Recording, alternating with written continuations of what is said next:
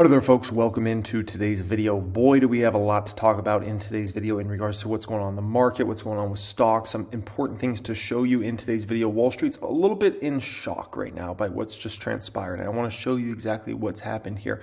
Elon Musk and Cathie Wood just said something very troubling that I want to show you.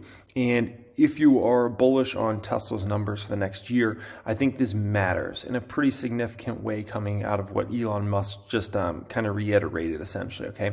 And a lot of important subjects to talk about. We got to talk about some earnings that are going on this week that I want to kind of give my opinion on kind of what's going to happen there, okay? So what you're looking at here, by the way, I hope you guys enjoy. As always, appreciate each and every one of you that subscribe to the channel. What we're starting out here looking at is what's happened to the stock market since the morning of October 13th, 2022. And I'll explain why this is very important in just a moment here. So since that date, the NASDAQ is up over 10%. The S&P 500 is up 13+%. And the Dow Jones Industrial Average is up a ridiculous 16% since that date. The reason I'm showing you that date there is that is essentially the morning after I put out my video on October 12th, 2022. I put out a video after the market closed that I basically believe that we're about to have an epic rally in the stock market. And basically since that next morning, yes, it has been a ridiculous rally. And I've had my share of wrongs this year, I can tell you that. But this was 100% accurate, and no one saw it coming. No one was talking about we were going to have some sort of epic rally. And I saw this coming, and I want to talk for a moment about why this has happened. And this is despite still high inflation numbers, and this is despite the mess, the absolute disastrous mess that's happened in the crypto market, even with all this, right? So first thing is, it's interesting to watch Wall Street change its tune. I've watched more CNBC this year than probably any year on record, and because it's been a very interesting year, and just to kind of see like sentiment and how it shifts and things like that out there, right? And at first, when the market started to rally in October, there's a belief that it was just a very, very short-term rally. Now, what I'm watching and I'm hearing from consistently these Wall Streeters is now they believe this rally is going to go into year end, which is quite intriguing. Now, the important part of this is, what's the next stage? I'll tell you what the next stage is. If the market continues to rally into year end, that will be in kind of an elongated rally, which then you're going to start hearing the Wall Streeters start to basically believe that we're out of the bear market and we're into a new, fresh bull market at that point in time. So basically, the longer the market goes upward, the more people start to change their sentiment, the more Wall Street starts to change their sentiment. It shouldn't really work like that, to be quite frank, but it is the way it is. And so even if, like what's the difference between 7.7% inflation and 8.1% inflation? Like both are extremely high, right? What's the difference between the Fed raising 75 basis points versus 50 basis points? Both are still, pretty big, let's just call it raises in interest rates. But at the end of the day, sentiment can shift immensely if the market starts to move one direction, and the more the market moves that direction, the more the Wall Streeters start to come on and say, you know what, we think this rally is going to last and it's going to keep going, and those sorts of things, right? Now, when I pointed out that, if you never got to see that video, I pointed out some very important things, and you can kind of use this in the future to identify when we're into a ridiculously kind of oversold market and when the market's setting up for a rally, okay? First thing is, they had tanked the market. Going into look at what happened in the market for the previous month or two going into October 13th, that morning, okay? They tanked the market. Countless individual stocks were massively oversold on just about every indicator you could possibly look like. It was ridiculous. The sentiment on the stock market was ridiculously bearish at that point in time. There was mass shorting going on. The short interest ratio went to sky-high levels, which means there was like nobody bullish on the market. On the morning of October 13th, 2022, there was like almost no one bullish on the market.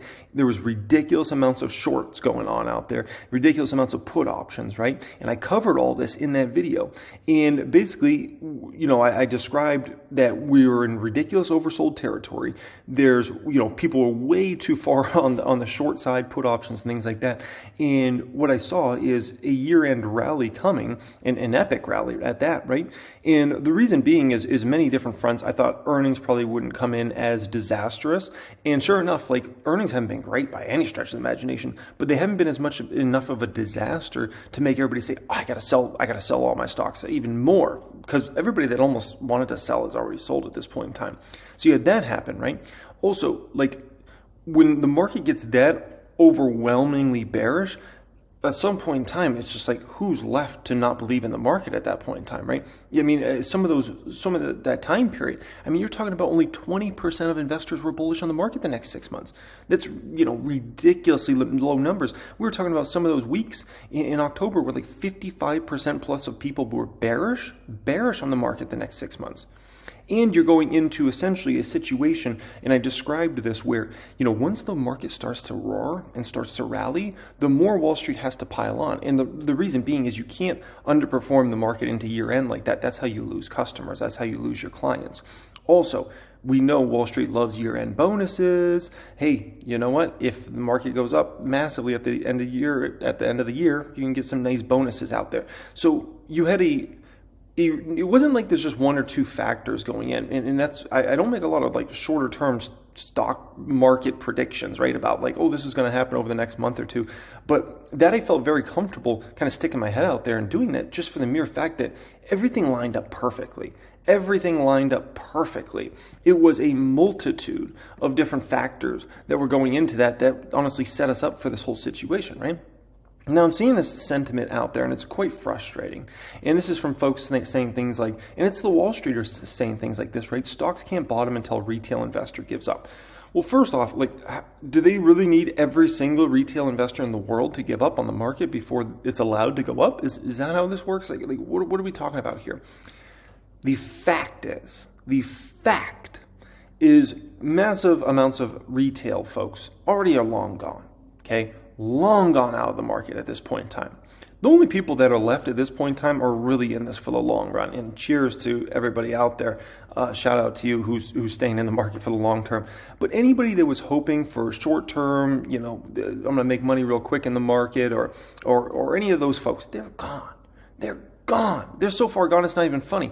The only retails left are the folks that are playing this for the next 5, 10, 15, 20, 25, 30 years. And that's it. And you're not going to get rid of those folks. They've been through the pain. They've been through it all. You're not getting rid of those folks. They're going to stay around. So if you want to, not have the market go up for the next 30 years, then certainly, a choice that could be made out there. But in terms of retail, like the ones that wanted to leave are already gone. And at this point in time, we're so deep into this, we've watched countless stocks fall 50, 60, 70, 80, 90%. We've watched almost every single crypto company basically go under, except who's left now? Binance and Coinbase? Binance, who knows what will happen with them, with that whole BNB token thing. And then the crypto.com one, who knows what will happen with that whole situation, right? So in regards to that, like, We've seen it all at this point in time. It's been absolutely devastating. The only thing we haven't seen is unemployment rise in a substantial way. That could be a 2023 story in the back half of that year, but it's been ugly. So as far as retail, the only people left at this point in time are the folks that are in this for long term.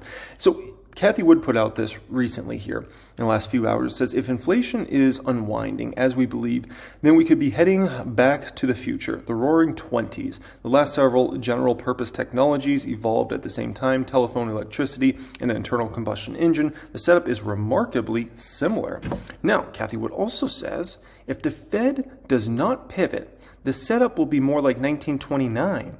The Fed raised rates in 1929 to squash financial speculation, and then in 1930, Congress passed Smoot-Hawley, Harley, putting 50% tariffs on more than 20,000 goods and pushing the global economy into the Great Depression. I still don't know why they call it Great Depression. I mean, it's just a sad depression, I think, more than great, right? Scary part is, look who says exactly on this, Mr. Elon Musk. I've got to worry about, honestly, Tesla's demand. I'm truly worried for 2023 and if they're going to be able to hit their numbers. And I'm just reading through all these different things and, Elon Musk echoing this sentiment. I just wonder if those orders aren't quite coming in right now for new Model 3s and Model Ys. And I wonder, how much they're just going to have to work through backlog. I'm concerned. Let's just call it that for 2023 for Tesla's numbers. We'll see what happens. I hope nothing bad happens there because obviously I'm a Tesla shareholder. But I'm a little concerned nonetheless, right? But it's definitely a scary situation when you have folks talking about a Great Depression and things like that, and basically trying to force the Fed to pivot. They're trying their best. They're definitely trying their best to make the Fed pivot, right? Now, earnings this week. I have some strong opinions on some earnings that are going on this week, which we have several interesting companies reporting. You got Walmart, you got Home Depot, you have Target, Lowe's, Nvidia. Those are kind of the main ones I have my eyes on. And, kind of what am I thinking here in regards to this, okay? First off, the Home Depot. I really hope the Home Depot blasts higher. I really do. This is in my opinion, I'm going to likely, if the stock roars back into the high 300s or low 400s, I'll probably end up shorting this baby in 2023. I think Home Depot, I think Lowe's as well, has a lot of pain in 2023 ahead. And when I just look at how much construction activity is going on right now, I'm 100% convinced that is going to end throughout 2023, and it's not like it's going to be end at one date. It's going to get worse as the year goes on. No one's basically trying to finance new construction projects now. All the ones you see being built, I'm in Phoenix right now. I drive around this city. You have no clue, unless you live in Phoenix. You have no clue how much construction there is. Everywhere I drive in the city, there's apartments being built, there's factories being built, there's warehouses being built, there's apartments, homes, condos, new hotels, new just random projects. Like literally like random stuff, like building water parks and stuff like that. It's ridiculous, okay? I've lived in Phoenix most of my life, other than obviously a couple years in Charlotte, North Carolina, and then the last 6-7 years in Vegas, right? But I spend some time out here in Vegas, in Phoenix still, because I have this house here, right? And I can tell you, I've never seen this much construction activity than what's going on right now. But it's not because these projects are financed off of money that's going on right now. These were started when the Fed funds rate was near zero. All these projects, all this construction you see. And I just see that's going to disappear in 2023 as the year goes along. And as these projects get completed, the next project's not going to be there. The next warehouse to be built is not going to be there, in my opinion. The next just random, let's build a $300 million blah, blah, blah. It's not going to be there. All these homes and apartments and condos you see being built right there, they're not going to be there as the year goes along and as those projects complete. And I think that's where we're going to see a lot of damage in companies like Home Depot and Lowe's. As 2023 goes along, I think the numbers will probably just keep getting worse and worse and worse for them. And there's nothing they can do about it. Nothing. The only thing that could potentially save Home Depot, construction companies, the whole thing, the only thing is if the Fed takes rates back down to 0% or something like that, and you get obviously cheap money out there, ridiculous amounts of cheap money. Outside of that, it's not going to reverse. And I'm afraid, I'm trying to think even a few years in the future, I'm afraid that 2024 might be even worse for the construction industry. And that's gonna make Home Depot's numbers bad. Let's just call it. And it's going to get worse and worse and worse and worse and worse, right? And that's definitely my fear for the economy in general, to be honest. So anyways, moral of the story is I'm almost hoping Home Depot stock goes up a bunch. Caterpillar is another one that I'm going to have to strongly consider shorting in 2023. All this construction going on everywhere. You see construction everywhere. Who's benefits almost the most of anybody from that? Caterpillar. How do you think all these projects are getting done? A lot of it's with Caterpillar equipment. So Caterpillar, they've been able to make a lot of money. They've had a lot of orders, a lot of backlog, right? I think that backlog and those orders are going to start drying up in a massive way in 2023, in a massive way. So it's another one that I'm please keep going up in the short term, because that's one I'm definitely going to have to consider shorting in 2023. And I'm not even the shorting type. I don't even like to short stocks. But when I don't think people really have an idea of how bad it is unless you live in places where there's mass construction going on. And unless you see through my eyes what I'm seeing, it's hard to even understand the levels of construction going on and things being built right now in the United States of America. And it's so much overbuilding going on right now that I think there's going to be a let's call it construction recession that's probably going to last several years, like we witnessed in the great financial crisis. But the thing that's different and the thing that scares me in this whole situation is in the great financial crisis, it was mostly just overbuilding of homes. And it was a little bit of like overbuilding of some strip malls and things like that, but mostly just overbuilding of homes. What I'm seeing right now is like an overbuilding of almost everything, like homes, apartments, like condos, like everything, like random projects, like I said before, that are basically just financed on cheap money, warehouses. There's so many warehouses in Phoenix right now that have just been completed over the past 6 months and are still getting completed. A lot of these warehouses are empty, guys. I drive around, I'm like, it's like for lease. They're hoping somebody is a tenant, but there's who's expanding like that right now.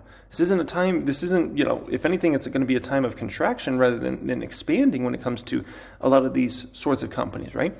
So it's definitely a whole situation. But anyways, I hope Caterpillar keeps going up in the short term. That's my opinion there. NVIDIA. So this is an interesting one because they're reporting earnings this week. The setup for NVIDIA is awful going into these earnings. The stock in the past month is up 43+%. Now, if you're new to the market, you might think, oh, that's got to be great. That's got to be a bullish sign for NVIDIA. No, that's a horrible setup is what we call that in the market. And, I always get scared. If one of my stocks is skyrocketing going into earnings, I'm like, okay, great. This means it's going to likely tank back down because those sorts of abnormal moves are just setting up for massive downside. Now, who knows? Maybe NVIDIA sneaks by here and the stock keeps going up even after these earnings. And the only hope for NVIDIA is expectations are pretty darn low. Analysts are expecting, 30 analysts cover this stock on average, and they're expecting revenues to go down over 18%. Over 18%. So, expectations are very low. Next quarter, analysts are expecting the revenue to be down almost 20%. And obviously, when it comes to earnings per share, down epically year over year. So that's one good thing NVIDIA has going into this is expectations are like on the floor for this company. Like literally it's like on the floor. But that setup is horrible. 40+% in a month. Yeah, the setup is awful. That's going to be an interesting one. Now, people look at AMD and they assume that AMD's got to be like doing a lot better job than NVIDIA. And that's if they're not too like educated on, kind of what's been going on behind the scenes and whatnot. Because you look at AMD's numbers and it's like AMD has, analysts have AMD growing revenues. And so it's like, wait a minute, NVIDIA revenues are supposed to be down almost 20%. AMD's up 14%. Why is this? I'll show you exactly why this is. AMD in the past year acquired a company named Xilinx. Xilinx is a company that was doing $3 to $4 billion of revenue roughly. And so, they acquired this company in 2022. So guess what? The Xilinx is helping all their revenue numbers look way better. Like if AMD just had AMD's business, their numbers would be just as bad as NVIDIA, if not worse than NVIDIA. But because this Xilinx acquisition happened, it's helping out their numbers immensely, and it shows like, oh, we're still growing, but really it's literally only because of the Xilinx acquisition. If you look into the numbers and you look at their latest 10Q, you begin to get to see that. And so that's a very interesting dynamic there. By the way, I like AMD. Personally, I actually like AMD more than NVIDIA. I actually think the Xilinx acquisition was genius. I think they obviously when they announced it was 2021, it got completed this year. They paid a very steep price for it. That's the downside for that Xilinx is if they had waited until this year, they could have likely picked up Xilinx for, let's call it 60% off, something like that, or a much cheaper price. We'll just call it that. A much cheaper price than what they paid when that acquisition was announced in 2021. So, but nonetheless, that's making AMD's numbers look a lot better. Now, Target and Walmart are going to have everybody's attention, including myself. I'm going to be paying attention to this. Target's a stock I added after it crashed, a month or two ago. Was that 2 months ago or 3 months ago? I added it in my dividend account, and so I'll be watching this. And obviously, I'm going to be watching Walmart earnings as well. And I think that's just important to hear where the state of the consumer is. Like, who doesn't shop at Target or Walmart? Like, you're going to get a pretty good understanding of the state of the consumer in the United States of America specifically. Obviously, especially Walmart, very international business. But I think everybody's going to be looking at those United States numbers. This is a conference call trying to hear, is a consumer in even a worse situation than when you guys spoke last, or are they in a better situation? And so that's going to be really, really interesting. That could actually drive the markets, okay? It's going to be a very, very busy week. I'll keep you guys up to date with everything going on. If you don't know, our once a year Black Friday sale is coming up. To join the private stock group, get access to private Discord chat, all my different course curriculums, every single one of them. If you want that deal when it comes out on Black Friday, we'll shoot it over to your email inbox. Much love as always, guys. Appreciate you joining me. Thanks for being subscribed, and have a great day.